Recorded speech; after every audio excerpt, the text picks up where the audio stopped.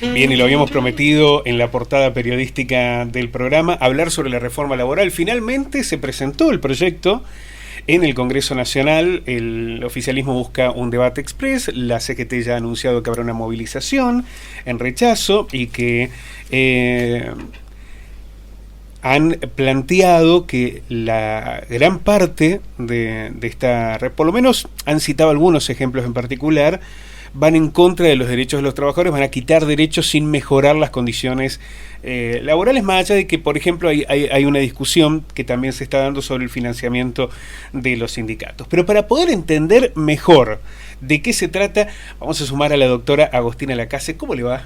Muy buenas tardes. Buenas tardes, Pablo. Muchísimas gracias por la invitación. Un es placer. un gran gusto estar acá. Bueno, muchísimas gracias por venir. Mire, voy a plantearme, se lo señalaba antes del inicio de la entrevista, en ese primer análisis que hice. Leí completa la presentación y me costó encontrar un artículo que digamos, esto va en favor de los laburantes, va a generar empleo por lo menos. Me cuesta, por eso le pido ese primer análisis. ¿Es una reforma para que nada cambie o es una reforma que puede generar alguna condición mejor en el contexto laboral de la Argentina? Bueno, mira, Pablo, no es que te costó. O sea, yo creo que es una reforma para que nada cambie, ¿no? Justamente, yo creo que al derecho del trabajo hay que entenderlo en su esencia, ¿no? El derecho a un trabajo es un derecho social que impacta de lleno en la sociedad. Es un derecho dinámico que se va adecuando a las distintas modalidades y a las innovaciones que van teniendo las nuevas formas de trabajo. Eso sucede aunque no haya una reforma. Y eso exactamente. Y en eso sí yo considero que es necesario que exista una reforma, ¿no? Porque justamente debemos adecuar la ley de contrato de trabajo a las nuevas formas. Que es justamente lo que la ley no está haciendo. La ley, el proyecto, no está haciendo. Si nosotros estamos planteando un modelo de país de inversiones extranjeras, estamos planteando unas modalidades de trabajo que trasciendan las fronteras, como es lo que está pasando con el trabajo de plataformas, con el teletrabajo. Bueno, es justamente lo que el proyecto no trata y excluye, ¿no?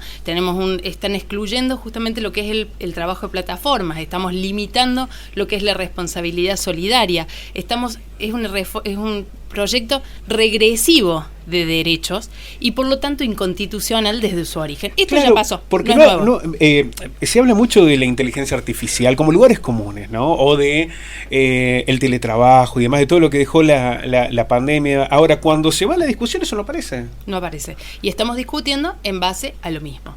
Y con algo, pero yo estos días he escuchado de que esta reforma viene justamente a procurar un aumento de la registración. Bueno, más trabajo en blanco. Vamos por partes. Cuando hablamos de falta de registración de trabajo en negro, estamos hablando de incumplimiento de la ley.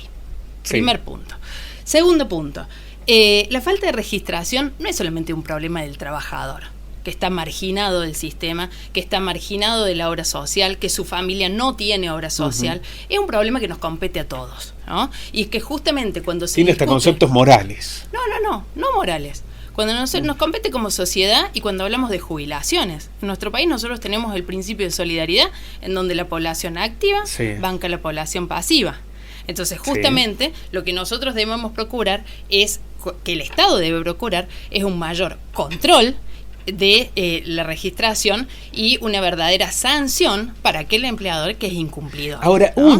una reforma que no fue integral, pero hubo una reforma en el comienzo de la gestión de Milei. La reforma del año pasado, que justamente... Bueno, y aumentó el trabajo en negro. Exactamente, no logró su finalidad. Y desde mi humilde opinión, o sea, yo considero que esta reforma tampoco va a lograr un aumento de la registración de las relaciones laborales. ¿No habría motivos para que eso sucediera con lo que se está planteando acá? No hay sanción.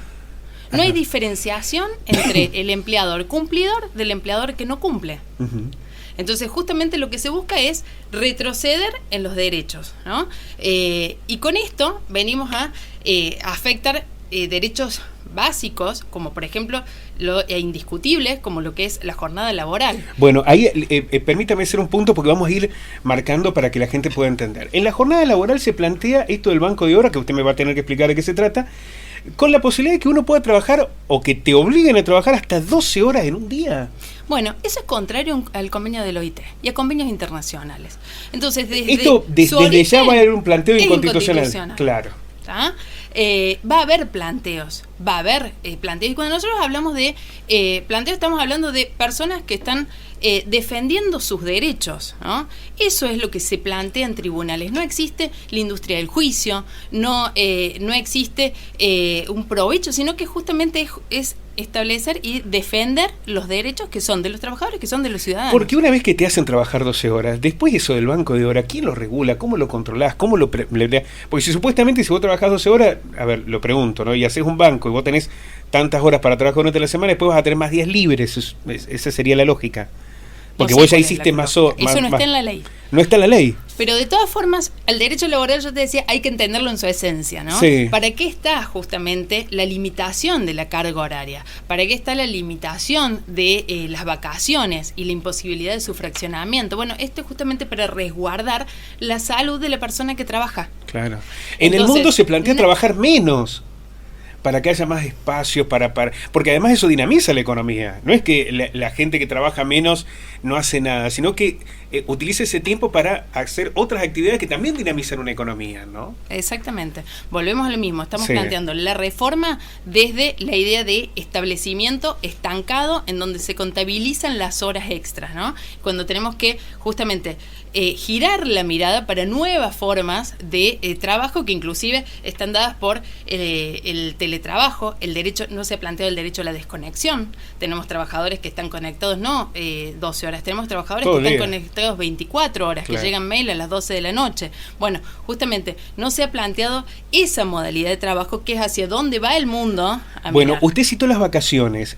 ¿Se puede dividir porque se habla de que podrías tener unas vacaciones, una semana, en verano cada 3 años?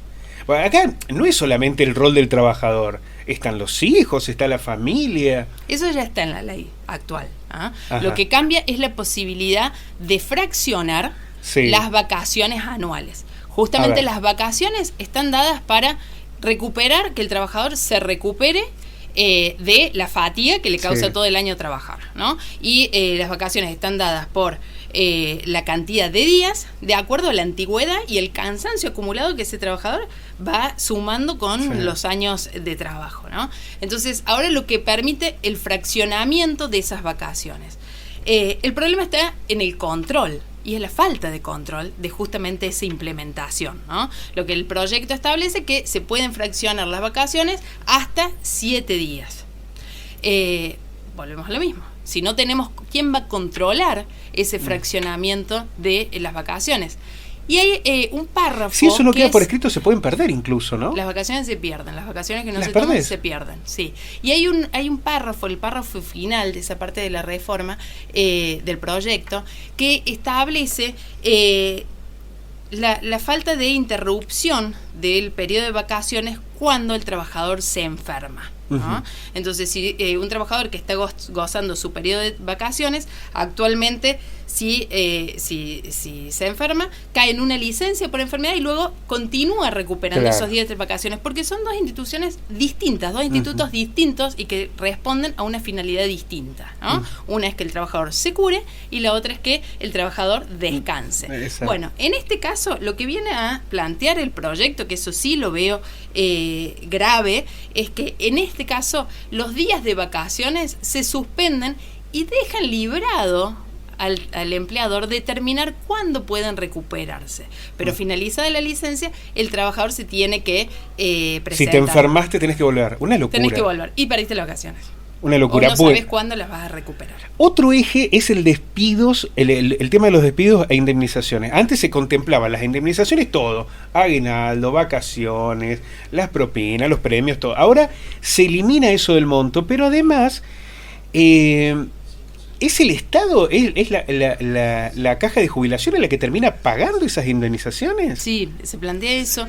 Y no solamente hay un tema con... Se le traslada a los jubilados futuros. El problema está también con se crea como una especie de fondo de desempleo que se viene hablando mucho en estos días. Pero que no aporta la patronal. Pero más allá de eso, el tema del fondo de desempleo, este fondo de aporte que se pretende realizar, también resulta desde su origen inconstitucional, ¿no?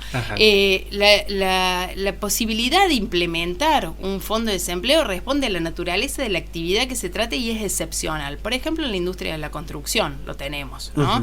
¿Por qué? Porque es una actividad dinámica, que los edificios empiezan y se terminan, entonces no responden a la regla de que un trabajador ingresa y que va a finalizar con su jubilación, ¿no?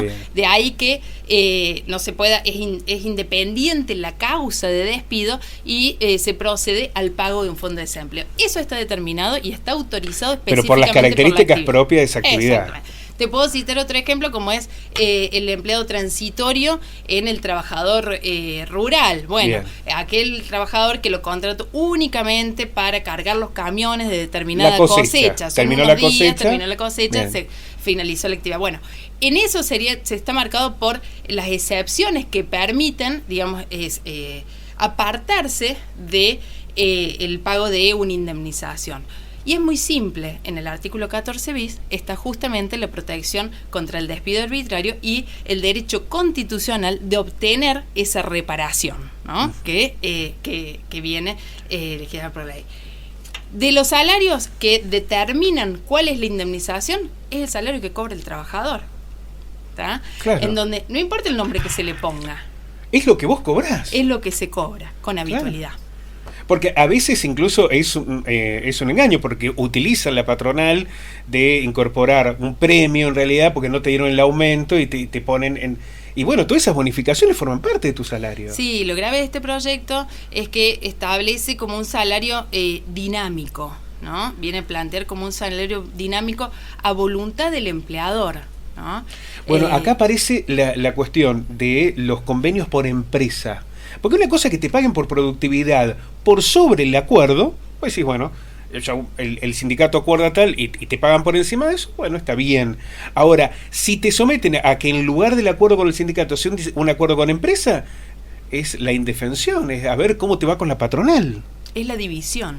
Y además de la fragmentación, Pablo, claro. O sea, uno que he tenido la posibilidad de estar en congresos internacionales, incluso hacer un posgrado, una especialización en derecho sindical en España, uno ahí observa las realidades de los distintos países y la Argentina es una ley modelo, no solamente la ley de asociaciones sindicales, sino que la ley de negociación colectiva, que justamente procura la unidad del trabajador, la unidad que hace a ese movimiento de trabajadores que sea más fuerte, ¿no? Cuando yo intento desmembrarlo, justamente lo que hace es perder fuerza. Porque se puede discutir... Y se traduce en esa negociación colectiva que me estás hablando. Claro, porque se puede discutir la representatividad o determinadas beneficios o irregularidades cometidas por quienes conducen muchos de los sindicatos. Ahora, discutir eso no implica defenestrar el rol de los sindicatos, que son los que le han dado derechos, contención, y que en la funcionalidad del trabajo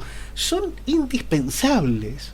Mira, yo en este no se los puede sustituir. Una postura tomada, realmente soy una defensora de la ley de asociaciones sindicales, del modelo de unidad sindical, ¿no? Creo que es el único modelo que permite justamente esta cuestión de poder de luchar y avanzar en la conquista de derechos de los trabajadores. Sí creo que hay que justamente, volvemos a lo mismo, tenemos que adecuar el control, ¿no? Y cuando nosotros hablamos de, bueno, ¿qué está pasando con la democracia sindical? ¿No? Entonces, es una discusión interesante esa, claro. Mantener la unidad, permitiendo y controlando la participación en los procesos electorales democráticos. ¿no? Y que justamente toda persona que quiera postularse a un cargo sindical pueda hacerlo, se vaya a las urnas, se decida como en un estado democrático como nosotros somos. Pero por eso no tenemos que criticar la ley, ni significa que el modelo es malo. No, el modelo es bueno, es justamente lo que le da esa posibilidad, esa balanza que es necesaria en el derecho laboral de equiparar a las partes, porque no hay igualdad. Obviamente, pongámoslo en un lugar común, cuando vos tenés que directamente confrontar con la patronal en un estado de absoluta desigualdad, en lugar de referenciarte en esa soledad, tenés un sindicato, tenés una estructura, tenés en la que confluyen tus compañeros de trabajo, los compañeros de trabajo de otras empresas que representan ese mismo sindicato y que pueden encontrar una fortaleza mayor frente al empresario. De otra manera, naturalmente, en esa indefensión, ¿quién va a perder? Pero es un sentido común eso, ¿no? Es sentido común. Es justamente es derecho laboral, que se tiene y que ver con sentido común. El concepto de la derecho. El tema es, Pablo, para englobar, yo creo que no solamente se necesita una reforma laboral que convoque a todos los sectores, que convoque, que sea un verdadero estudio multidisciplinario, no solamente que sea realizado por economistas, sino por abogados de sectores sindicales, del sector empresarial. Se necesita justamente una actuación conjunta, como fue en su momento, digamos, el estudio de la ley de contrato de trabajo que tenemos vigente ahora, ¿no? En este sentido también creo que se necesita una verdadera implementación de políticas públicas por parte de todos los sectores y los niveles del Estado, ¿no? En donde procuremos mejorar la legislación, avanzar en derechos, pero a la vez controlar y sancionar a los verdaderos incumplidores, ¿no? Que es justamente el empleado negro, el que no tiene registrados sus trabajadores. Estamos hablando de una situación de fraude a la ley, y por lo tanto que necesita una verdadera sanción y castigo. Y otro tema que no quiero dejar de lado, que trata la reforma, es la posibilidad que llama la atención de pago de las indemnizaciones laborales en cuotas, sí, ¿no? Otro. Bueno, realmente plantearlo dentro de una realidad judicial, donde un juicio laboral dura 10 años, ¿no? Donde el trabajador justamente pierde el valor del crédito alimentario. Pagarle en cuotas. Y además, venir a plantearle en cuotas. Bueno, necesitamos justamente una política estatal que nosotros en Río Cuarto tenemos esa demora, los tribunales están colapsados. Tenemos hace años una ley que ordena la creación de una Cámara más del Trabajo. Cuando se implementó la ley del procedimiento declarativo abreviado, se establecía la creación de un juzgado de conciliación. Esa estructura no está. Y no está, y nunca apareció. ¿Ah? Entonces, justamente la actuación, digamos, el accionar tiene que ser de los distintos sectores, no solamente pensar la reforma. Sí creo que hay que pensar no solamente una reforma laboral, sino una reforma impositiva. O sea, la carga tributaria que tienen las empresas es enorme. Coincido que hay que bajarla, pero no atacando al derecho laboral. Justamente viendo cómo se reducen los impuestos que no afecten a la persona que trabaja, que no afecten a la mayor parte de nuestra sociedad, y justamente implementando las políticas necesarias para que los créditos laborales, indemnizaciones, salario y demás puedan cobrarse y cobrarse a tiempo. Porque a mí, yo siempre señalo, la justicia no solo es justa en sí misma, sino que es justa cuando llega a tiempo. Y actualmente no está siendo justa. No, claro, 10 años es una enormidad. Doctora, muchísimas gracias. La verdad que ha sido un placer. Ha sido muy clara en detallar estos aspectos que son muy sensibles. Hay otros, si le parece, podemos reabrir esta discusión en otro programa, porque me parece que todavía hay muchos elementos que quedan en juego. Por ejemplo, esta idea de que se pueda pagar en especies o con otra moneda, en criptomoneda. Tantos elementos que no parecen en ninguno de esos conceptos mejorar la vida del trabajador. Muchísimas gracias. No, gracias a vos por la invitación.